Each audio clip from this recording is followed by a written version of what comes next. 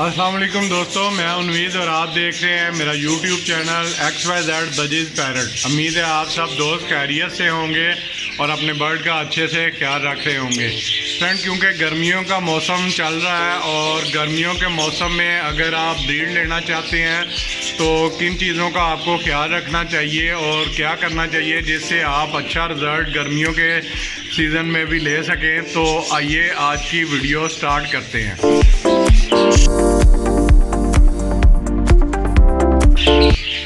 Friend, आप ये देख रहे होंगे कि ये बाहर खिड़की है और खिड़की में एयर कूलर जो है वो मैंने लगाया हुआ है, अभी बंद किया है।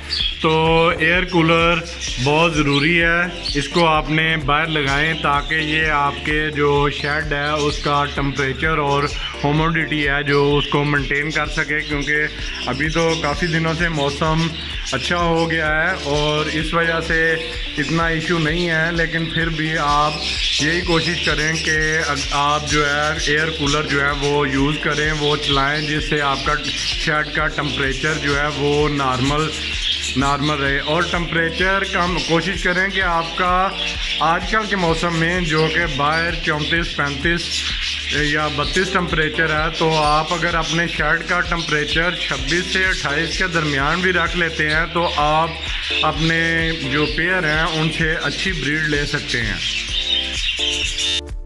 और फ्रेंड, दूसरी चीज़ आप देख रहे होंगे कि ये मेरे पास उस साइड पे जब कूलर लगा हुआ है तो इस साइड पे जो है ये बाथरूम है और इसमें एग्जॉस्ट जो है। ज़रूरी ये है कि आपके पास एक साइड पे कूलर हो और दूसरी साइड पे अगर आपके पास खिड़की हो तो वो सबसे ज़्यादा बेहतर है और आपके जो शेड में टेम्परेचर है वो इससे बहुत ज़्यादा अच्छा रहेगा।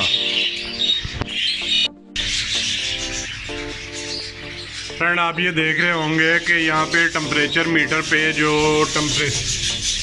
टेम्परेचर आ रहा है वो 28 से थोड़ा ऊपर है और जो ह्यूमिडिटी है वो 49 है। तो 49 से कम ह्यूमिडिटी जो है वो भी चल सकती है, लेकिन 40 से अगर कम ह्यूमिडिटी होगी तो आप जो देखेंगे कि जो आप ब्रीड ले रहे हैं उनमें आपके जो अंडे हैं वो हवा में नमी कम होने की वजह से डेड इन शेल हो जाएंगे।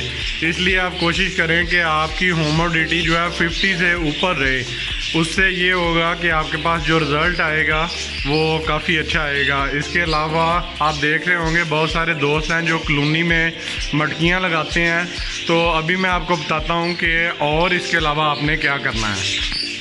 फ्रेंड, आप ये देख रहे हैं ये शावर है और ये शावर इसी तरह आपने बोतल के ऊपर ये आम मिल जाता है, तो इसको आपने यूज़ करना है और इसको आपने जो भी आपके पेयर लगे हुए हैं, ब्रीडर पेयर जो हैं आपके लगे हुए, उनकी जो मटकियाँ हैं आप तो इनकी मटकियाँ जो हैं मटकियों के ऊपर भी स्प्रे कर सकते हैं इस तरह, क्योंकि इससे इनमें जो नमी है वो काफ़ी अच्छी हो जाएगी, क्योंकि हवा में नमी हो जाती है। और आपने जो पेयर हैं पेयर के ऊपर भी जो है वो शावर करना है ताकि पेयर जो है वो इससे एक्टिव रहेंगे और उनको जो ज़्यादा गर्मी जो आप पर खोल के बैठे रहते हैं वो इस पोजीशन में नहीं रहेंगे। तो इसलिए आपने अपने जो जितने भी पेयर हों आपके पास लगे हुए ब्रीडर पेयर ख़ास तौर पे, तो उनके ऊपर आपने दिन में 2 दफ़ा शावर ज़रूर करना है। बल्कि इसके अलावा जैसे कि ये मैंने बच्चे अलहदा रखे हुए हैं, तो इस तरह बच्चों के ऊपर भी आपने दिन में 2 दफ़ा शावर ज़रूर करना है।